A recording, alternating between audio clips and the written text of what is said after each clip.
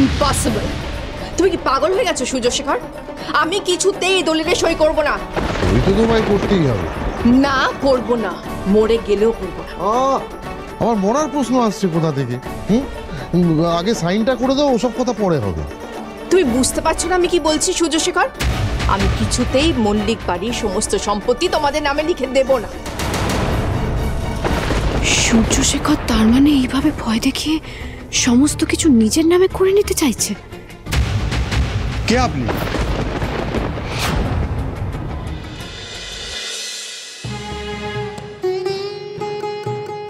এই পুজোর কটা দিন কেমন দেখতে দেখতে কেটে গেল না বিনয়? অবশ্য পুজোর কটা দিনই বা কেন বলছি, সারাটা বছর কিভাবে কেটে গেল কেউ বুঝতেই পারলাম। করোনার এরকম দাপটে কত মানুষ প্রাণ হারিয়েছে, আর আমাদের বাড়িতে যে কার নজর লেগেছে ঈশ্বরই জানে।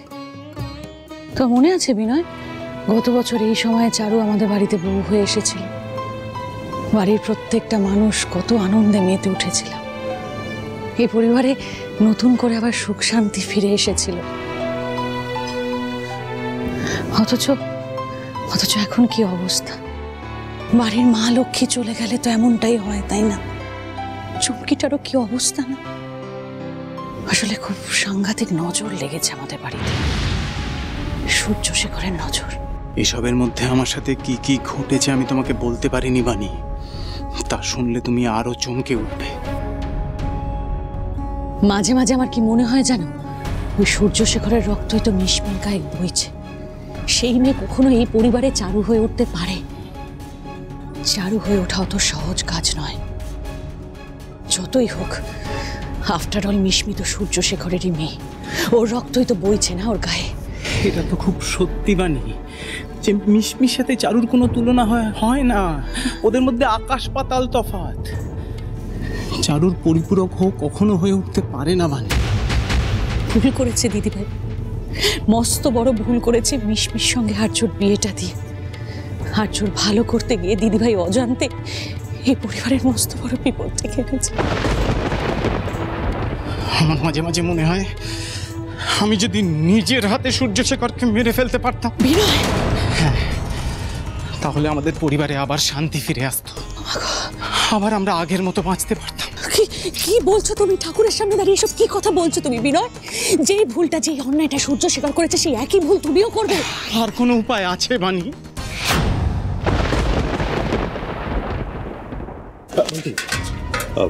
সকাল থেকে চারু আমাকে দেখতে পাচ্ছি না, কোথায় ওরা? আমিও তো দেখতে পাচ্ছি না দাদা ভাই, সকাল থেকে খুঁজছি চারুকে, কিন্তু এখনো খুঁজে পাচ্ছি না। কাকিমণি, হ্যাঁ রে, শোনো না, সকাল থেকে মা আর বাবলিকে দেখতে পাচ্ছি না, কোথায় জানো? বাবলি তো সকাল সকাল গুরুদ্বারে যাবে বলে আমাকে বলে বাড়ি থেকে বেরোলো, কিন্তু দিদিভাইকে সকাল থেকে আমিও দেখতে পাইনি। আমি ঠিক জানি না, আজকে তো বিজয় দশমী, আজকের দিনে তো জেনারেলি দিদিভাই কোথাও বেরোয় না। চারু বাইরে গেল অথচ আমাকে কিছু জানালো না। কি হলো? কানে শুনতে পাচ্ছেন না? চুপ করে দাঁড়িয়ে আছেন কেন? কিরে হরি, বাইরে এত চেঁচামেচি কিসের জন্য? দাদা একটু শুনুন না দাদা। কোথায় যাচ্ছেন? কোথায় আপনি? দেখুন, আমি খুব বিপদে পড়ে এখানে এসেছি, জরুরি দরকার আছে জগন্নাথ বাবুর সাথে। দরকার না থাকলে কি আমি এখানে আসতাম বলুন? কিন্তু এইভাবে তাই বলে লুকিয়ে কথা শুনবেন? ছি, আমি লুকিয়ে লুকিয়ে কথা শুনতে যাব কেন? আসলে ভিতরে সবাই কথা বলছিল তো, তাই আমি আর ভিতরে যাইনি। আমি যদি কোনো অন্যায় করে থাকি ক্ষমা করে দিন আমায়। আমি আসলে যা করেছি একদমই ভেবে করিনি। আপনি যদি দয়া করে একবার জগন্নাথ বাবুর সাথে দেখা করার ব্যবস্থা করে দেন তাহলে খুব ভালো হয়। ঠিক আছে, আপনি এখানে দাঁড়ান, আমি বলছি।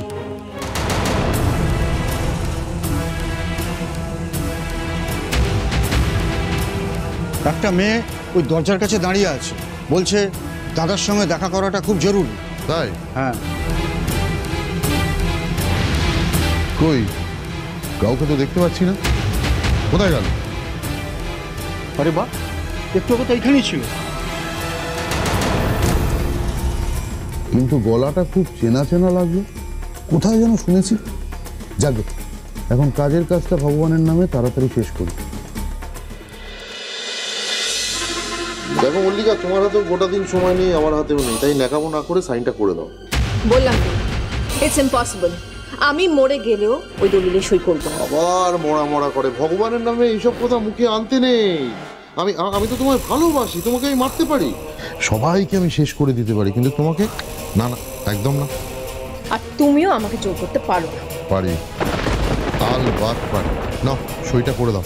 শোনো সূর্যশেখর, আমি আমার সমস্ত সম্পত্তি, যাবতীয় যা কিছু আছে তোমার নামে করে দিতে রাজি আছি, কিন্তু মল্লিক পরিবারের লোকদের তাদের ন্যায্য সম্পত্তি থেকে আমি বঞ্চিত করতে পারবো না, কিছুতেই পারবো না। আমার যে পুরোটা চাই মল্লিকা, না হলে আমি ঠিক কি কি করতে পারি তোমার সেটা ভালোভাবে জানা আছে। সবসময় আমাকে ভয় দেখিও না তো সূর্যশেখর। তুমি আমাদের দেশের বাড়িতে লোক পাঠিয়েছো, আমার চারুকে নিজের কাছে বন্দি করে রেখেছো, তাও আমি চুপ করে আছি, কাউকে কিচ্ছুটি বলিনি। তা সত্ত্বেও তুমি... তোমার ছোট ছেলে অংশু ভগবানের ফুল আনতে গেছে না, ও যদি না ফেরে? দেখো, অংশুকে কিন্তু আমার লোক ফলো করছে, আমার একটা ফোন যাবে আর ওদিকে অংশু শেষ। আর তুমি যেন কি একটা বলছিলে, চারুকে আমি বন্দি টন্দি কি সব করে রেখেছি, ওসব এখন অতীত। ভগবানের নামে আমি চারু মল্লিক আর তার বাবাকে আমি ভগবানের কাছে পাঠিয়ে দিয়েছি। না, আমি বিশ্বাস করি না, তুমি এটা করতে পারো না। ওই নিরীহ মেয়েটাকে তুমি কিছুতেই মারতে পারো না। না না না, বিশ্বাস হচ্ছে না? না সত্যিই তো, আমার মুখের কথায় কেন তুমি বিশ্বাস করতে যাবে? তাহলে একটা কাজ করো, ভগবানের নামে শ্মশানে যাও, গিয়ে দেখো ওখানে চারু মল্লিক আর ভানু কবিরাজের নামটা লেখা আছে কিনা।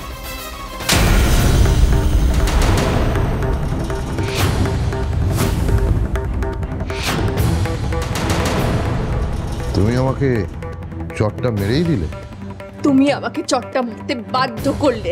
কেন মেরেছো আমার মেয়েটাকে? ও তোমার কি ক্ষতি করেছিল?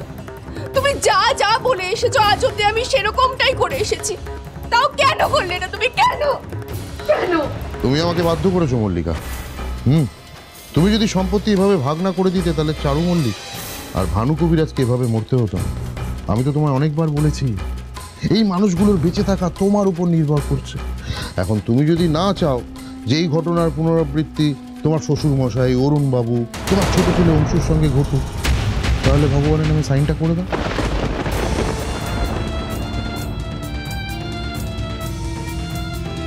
কারো পাপ যখন খুব বেড়ে যায়, তখন তার বিনাশ আসন্ন। তুমিও তৈরি থাকো সূর্যশেখর, কারণ তোমার বিনাশ করতে খুব শিগগিরই কেউ আসছে। তৈরি থেকো। জ্ঞান দিচ্ছ? ওয়েট। না না না না না, তুমি প্লিজ কিছু করো না, আমি সই করে দেবো। তুমি অংশুর কোনো ক্ষতি করো না, প্লিজ করো না। কোথায় করতে হবে বলো, সই।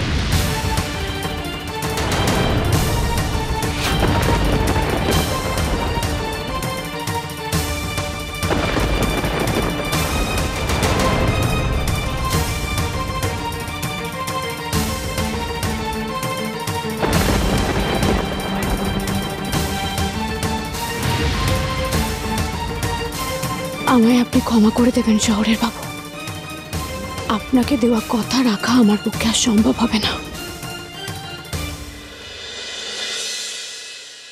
সবাই এখানে আছে, কিন্তু বড় বৌমা কোথায়? সে তো কখনো এমন করে না। সে তো জানে আমাদের বাড়িতে সকাল সকাল পুজো শেষ হয়, তারপর দর্পণ অনুষ্ঠানের পর মায়ের বিসর্জন। কদিন ধরে মল্লিকা কিরকম উইয়ার্ড বিহেভ করছে না? তুই কোন অদ্ভুত ব্যবহারের কথা বলছিস বলতো? দেখো না, যা মুখে আসে তাই আজকাল সূর্যকে বলে দেয়। সোহিনী, আমি যতদূর বড় বৌমাকে চিনি, সে বিনা কারণে কিচ্ছু করে না। ওর এরকম করার পেছনে নিশ্চয়ই কোনো কারণ আছে। আর তুই ভুলে যাস না যে ও কিন্তু একা হাতে এতদিন ধরে এই সংসারটাকে সামলে যাচ্ছে।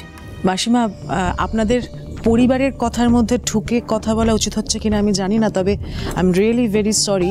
একটা কথা বলতে আমি বাধ্য হচ্ছি যে আপনি কিন্তু আপনার বড় বৌমার বিষয়ে একচোখো।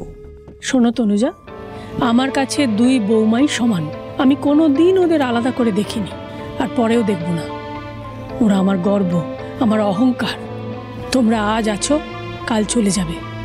কিন্তু আমাদের এই মল্লিক পরিবারকে ধরে রাখবে আমার এই দুই বৌমাই। মল্লিকাকে নিয়ে এত অহংকার তো আপনার, খুব তাড়াতাড়ি সেটা ভাঙবেই মাসিমা।